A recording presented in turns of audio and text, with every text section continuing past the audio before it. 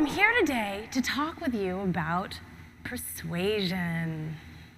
As a digital marketer, how often have you been asked to convince your customers to click that button, buy that product, stay on that page just a little bit longer? It's your job to entice, to persuade. Now, I've thought about persuasion a lot over the years. As an experienced designer, sure, but as a parent also. I have 2 little girls under the age of 5 who can best be described as free spirits. And most days, I'll admit, it's a pleading mess. Please take 2 bites of anything. Or, good grief, get the underwear off of your head. We're about to walk into the school. I know, I'm seeing some nods. There's some other parents out there, huh? So as you can imagine, I've practiced persuasion quite a bit, and the techniques I'm going to share with you today, I'll assure you, work both with 2-year-olds and with your digital customers. Now, the common thread between all of these techniques that we're going to talk about today is that they all have to do with the human brain, how we think, how we process information, how we make decisions online. Now, our brains process information at unimaginable speeds, and we like to think that our decisions are made based on careful consideration, but in fact, that's not the case. Not true.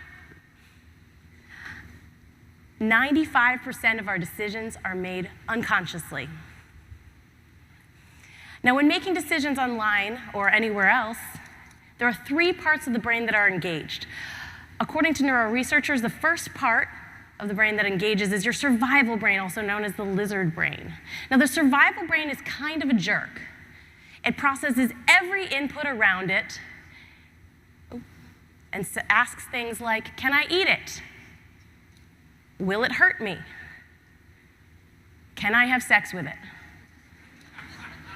Now, this is nothing new. Marketers have known this for years, and that's why juicy burgers, fear tactics, and sexy women sell products every time. So after the survival brain processes an input and decides that it's not a survival issue, it passes the input along to the emotional brain. And the emotional brain, now this is the part of the brain that you use when you read a news story that excites you or when you cry at a sad movie. It helps you to empathize, to connect with other people, to feel what other people are feeling. This is the primary decision maker in your brain.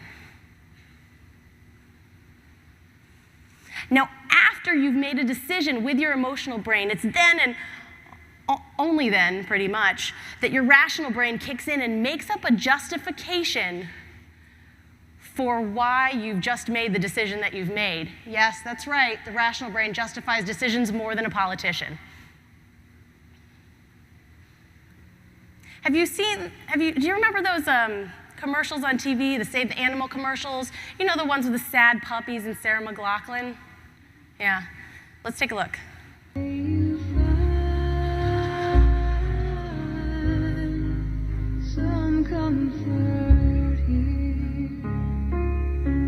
Hi, I'm Sarah McLachlan. Will you be an angel for a helpless animal? Every day, innocent animals are abused, beaten, and neglected, and they're crying out for help. Please, call the number on your screen and join the BC SPCA with a monthly gift right now. For just $18 a month, only 60 cents a day, you'll help rescue animals from their abusers and provide medical care, food, shelter, and love. So this is how it translates online. And even though this is a really old video, it's still used today. Why? Because it works. It is so effective. And I use this example to show you and to illustrate the point of how the brain works. So what's happening here? Your survival brain kicks in and it says, well, this is not a survival issue, so it passes it to the emotional brain. Then the emotional brain takes over, and if you decide to donate, it's because you have empathized with those poor puppies. Or maybe Sarah McLachlan's hairstyle, I don't know. But after that, your rational brain kicks in, and it says things like, it's only 60 cents a day. that's not much, or it makes up those kind of rationale to justify the emotional decision that you've just made. Regardless of the fact that the emotional center of your brain makes most of the decisions, the most persuasive websites and campaigns tap into all three decision-making parts of your brain. Now that you've had a crash course in how the human mind works, I want to introduce you to the 7 techniques that will boost your campaign's effectiveness, boost the persuasiveness of your websites. Have you ever seen somebody staring up in the sky, and you kind of walk along and you look up too, because you're just wondering what they're staring at, right? Well, online, we do the same type of thing. Online, when we're not sure about making a purchase decision, we look to others to see what they're doing, and this is social proof. So I go to Amazon and I type in kids' books, and this one pops up, and this is the one that I pay attention to in the search results. Why? Because it's got this bestseller badge. That's the Mean Girls badge. It says, "Oh, I'm oh so popular," right? And then I say, okay, well, it's a bestseller, it must be worthwhile. Lots of people have bought it, okay. What's the star rating? Oh, pretty good reviews, or pretty good ratings, 4.5 out of 5 stars. But how many people have actually bought this book? Oh, 1,400 people have loved reading about dragons love tacos? This must be worthwhile. Sold. And you know what, on a side note, I spent so much money collecting these examples for you today. So, reviews, star rankings, the like button, even testimonials on your own site, they're all so popular just for this reason. And so I go to Facebook, right? 55 people like my friend's video of her kid in gymnastics class. Oh, it must be worth my time to watch it. 2,100 people like the rug that I pinned on Pinterest. Woo, I have good taste. A little confirmation bias there. Back to an Amazon example, I like this rice cooker. It's a little more expensive than the Dragons Love Tacos book, so I'm probably gonna read some reviews. As a customer, I'll probably only read the top reviews and the bottom reviews. Probably will totally ignore the reviews in the middle. And guess what Amazon does that is so smart? They pull them out for you. Top positive review, top critical review. This is so smart because it saves your customer clicks and times and gets you to that conversion faster. This is an example that drives engagement with social proof. This is from Neil Patel's website. 100,000 monthly visitors. It must be worthwhile. I should put my email in there. The most persuasive sites, though, they're not just talking about how many people in general have done something. They connect with you in terms of your friends, people you know, or people who you think are going to be like you. Have you ever seen these little cards in hotel bathrooms, the ones that say, "Save the planet, reuse your towels"? Well, in 2008, there was a study done by Goldstein and Cialdini, and they played with the messaging on these little cards. They had messages like, "Help the hotel save energy." And then they played with some messages with some social proof. 75% of guests at this hotel reuse their towels, and then 75% of guests who've stayed in this room specifically reuse their towels. Check out the towel reuse rates. It's incredible, right? Just a little bit of social proof, and people respond. The same goes for websites. Here's an example of a candidate's website. And it's not just the fact that 5 million people have liked this site.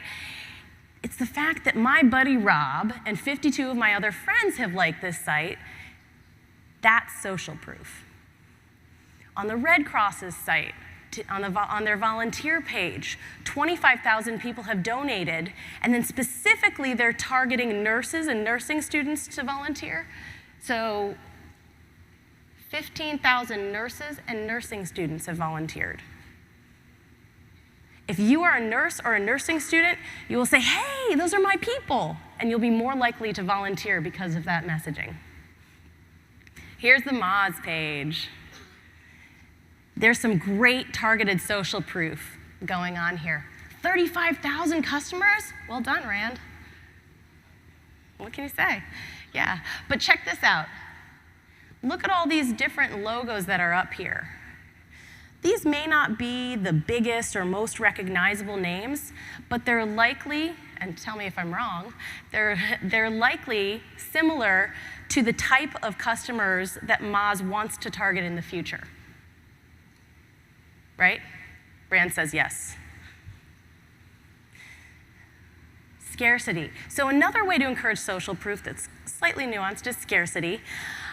This taps into a slightly different part of the brain, though. Whereas social proof tapped into your emotional brain, this is more hitting that survival brain. Ooh, something's running out. It might hurt me. I need to go get it. And also your rational brain. So this is like another, you're about to make this decision. This is another reason to actually convert. So I'm sure you've all seen this on airline websites where they say, only 2 seats left, right? It's even more powerful when I got this message as I'm looking at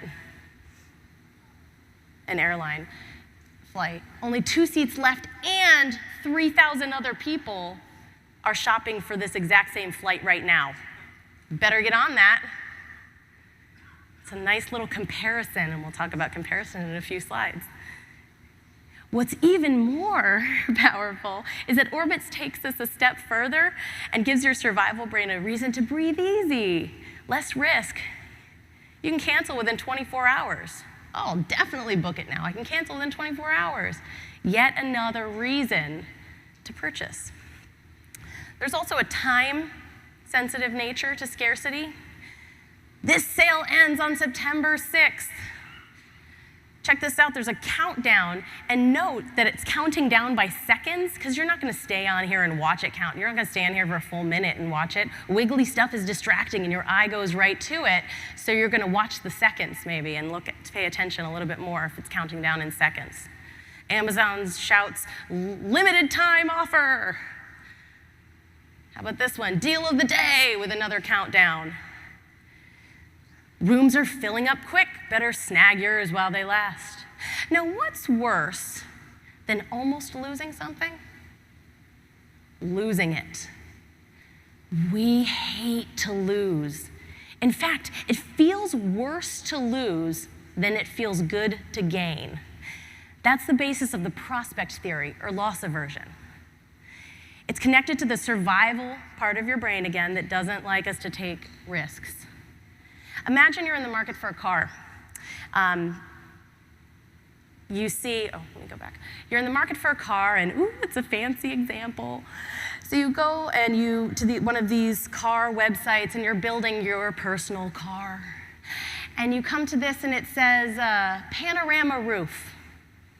And you're thinking, well, I've already built a bunch of this car. It's pretty expensive. Yeah, I could skip the panorama roof. But what happens if it's already checked? It's already on your car, your personal built car. How would it change? Well, in my experience, people are 14 times less likely to uncheck the box. They don't want to lose that panorama roof because it's already in their car. People hate to lose even when it's not really theirs to lose. On benefits.gov, wanted to use at least one government example. On benefits.gov, it says their goal here is to get you to click on this big yellow button that says Start Benefits Finder and take a 5-minute survey to find out what government benefits you're eligible for. So let's look at the copy. It says, looking for benefits, answer questions to find out which government benefits you may be eligible to receive. Okay, well, it's plain English, I'll give them that. But there's no emotional triggers at all in there. Let's throw some loss aversion in there. This is how I might change it. Don't leave your government benefits on the table. Your benefits, they're yours, and you're about to lose them. Loss aversion. And then let's add in some social proof and call out some audiences specifically. Veteran, student, foster parent, low income.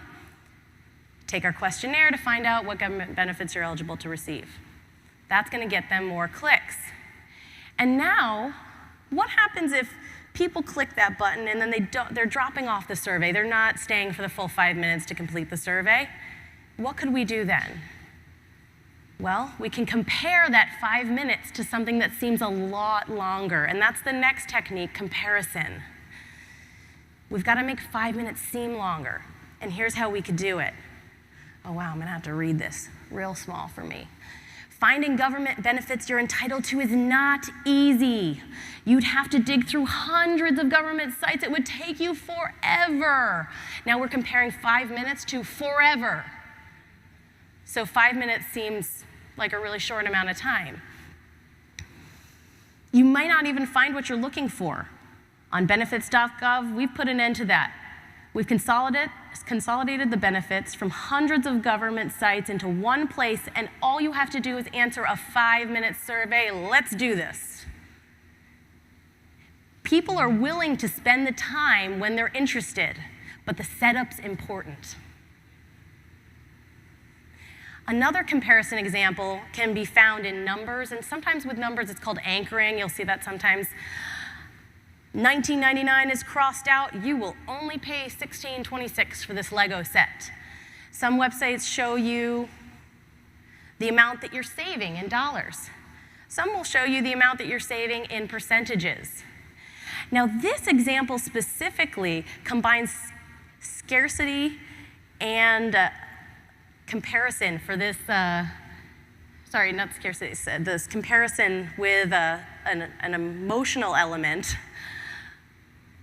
exclusivity. Take a look at this. You will only get this good price if you're a VIP member. Ooh, doesn't that make you feel special that you're a VIP member and you get this good price? This is an example from ShoeDazzle. The next technique is called association, and we heard a fantastic presentation earlier today from Kendra telling us how powerful storytelling is. Now, if you take that powerful story and you associate it with a visual, even in whether it's a photo or a video, it makes it really, really powerful. Here's an example from St. Jude's donation page. Now, most donation pages typically just have a form. It's got your name, your email, your credit card information, your address maybe, the amount that you're going to donate. And St. Jude's has all that, but it's just below a story. And this is a story about a child named Jordan. Now you're reading about Jordan and suddenly your donation is not cash. You're not donating cash. You're donating thermometers for kids like Jordan. You're donating bone marrow needles and platelet count tests and pediatric crutches for kids like Jordan. When you think about St. Jude's, you'll remember this picture of Jordan and you'll remember her story. That's association. Here's an example from a B2B website. This photo, this is a company that sells new mother coaching services to companies. And this photo beautifully illustrates the story it's trying to sell. Moms get it done. How many of you are have been a new parent and you remember the juggle that it is? This photo represents that. And it really associates well with the story. It makes your emotional brain say, hey, we need this for our company. We're going to go straight to our HR department and tell them we need this. And then your rational brain kicks in and it's saying things like, well, it'll probably increase retention. It costs 2 to 3 times a person's salary to replace them. It'll boost morale. It complements our diversity initiatives. Oh, yeah, that's right. That's a good decision to go to HR and say we need this. Story plus picture. That's association. Now, how many of you, by show of hands, have heard of a company called Pong? Pong cases? Yeah, not many. So this is a cell phone case company that makes a cell phone case that protects you against radiation. Sounds gimmicky, right? Well, it's not. It's apparently the only one that's been proven in independent FCC labs to actually redirect the radiation away from your head when you're talking on the phone. How do they show that it's not a hoax? By showing where they're featured in. The Wall Street Journal, Wired, USA Today, Fast Company, Time, these are big names. This is the authority principle. And it satisfies your survival brain and says, this won't hurt me, it's not a hoax. In the same way, a website like wagefiling.com faces damaged credibility with these cheesy stock photos and those huge buttons with the weird monospace font on them. But what it does have going for it are these official IRS badges. This is a legitimate company. That's the authority principle. Some companies are trying to be their own authority. This is Amazon's choice. And when you scroll over, it says Amazon's choice for Legos. Authority can also be found in URLs, the HTTPS, the lock symbol, the word secure. Now the next and final technique that we'll talk about is reasons, and we've hit on this a little bit when we were talking about the rational brain before. Your rational brain creates reasons that support the decision you've already made with your emotional brain. So if you on your website, especially near a call to action, provide a reason, your rational brain doesn't have to think quite so much. It quickly says, yes, that's the reason. So this first example is Intel's payroll website. It uses some nice social proof, most popular it says, and then just give me a reason, just a little bit's enough. Reasons, 2 reasons right there to click on that button. This is HipCamp. Gives you a whole list of reasons. One of the reasons is actually in the call to action button. On REI's website, the reasons are just below the button. It doesn't actually matter what the reason is so much, just the fact that it's there and it's near the call to action button helps the rational brain. Actually, it's sort of like the tipping point to making that decision, to clicking on that button. Now, there's another nuance that most digital marketers don't know, and it's the word because. The word because sets off a special trigger in your mind. The rational brain thinks, oh, a reason is coming, and it pays more attention. So use the word because in your copy. It works. Now, when you're putting these reasons on your website, if you can put them in a video, 64% more buy after watching a video. Now, it doesn't have to be boring. Video product descriptions can be really fun. Here's an example from Zappos that fits perfectly with their brand personality. Oh, oops. Oh. Thank you. Hey, it's JunasApples.com with the Puma Speed Cat. Oh, it's fast. Look at it. It's blurry.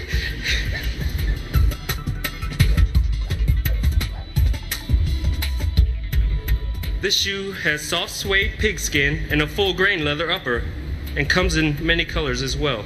This shoe is very flexible, which will give you freedom on the pedal. This shoe has textile lining and a removable insole. It's fast too. Puma logo here.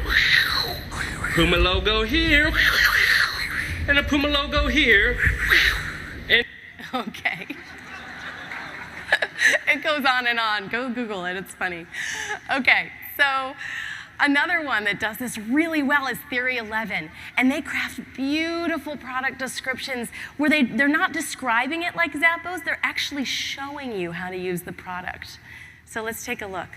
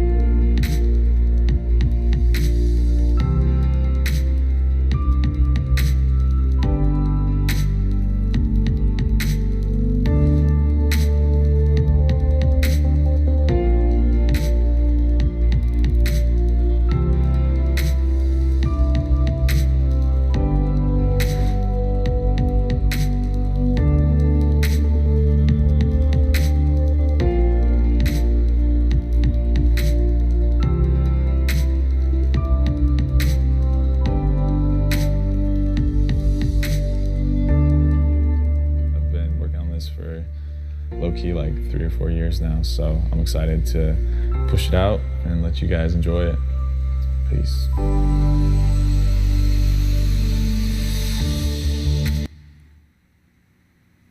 So that not only told you a story, associated the video with the story, but it also showed you a product description. Now, there are a lot of psychological techniques out there, and sometimes people ask me, how many should I use on my site? Should I throw them all onto one site or just use a couple? And it all depends. I know that's the consulting response, but it all depends. What works for me is to figure out the journey of the user and where they are in their decision-making journey at any given time, at any given goal point, or a place where you're having an issue on your site, and figure out, are they at a point where they're using their survival brain, they've just arrived, or are they making an emotional decision at that moment, or are they actually, have they already made the decision and they're just trying to justify it? So survival brain, emotional brain, rational brain.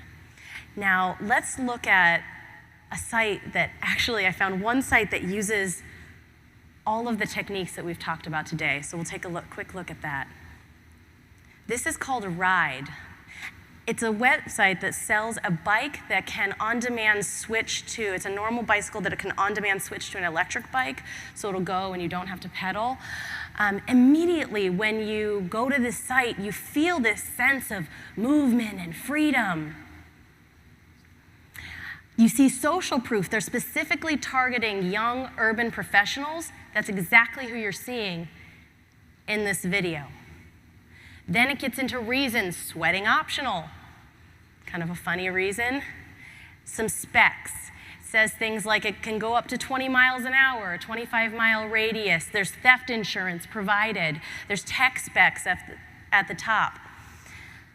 Next, you see some scarcity.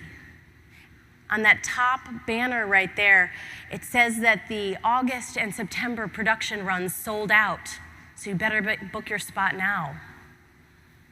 If you've never heard of Ride before, here's where it's featured in: Authority. Ride is $79 per month, which may seem like a lot until you compare it to the alternatives of owning a car, public transportation, or rideshare taxi service. Here's the association piece. They tell a story about how each bike is handcrafted, and they show a video of it, association. The scarcity continues through checkout. Oops. Scarcity continues through checkout, where $79 just doesn't buy your bike. It actually puts you on a waiting list for a bike. Your ride is waiting. Don't miss out, loss aversion. Take a test ride. That's so you can get emotionally connected to the bike and then you don't want to lose it. It's your bike.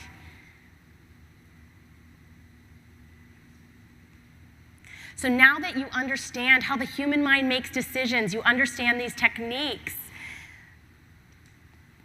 whether you're trying to persuade a 2-year-old or whether you're trying to persuade your digital customers, go ahead, play mind games, because more persuasive experiences await. Thank you.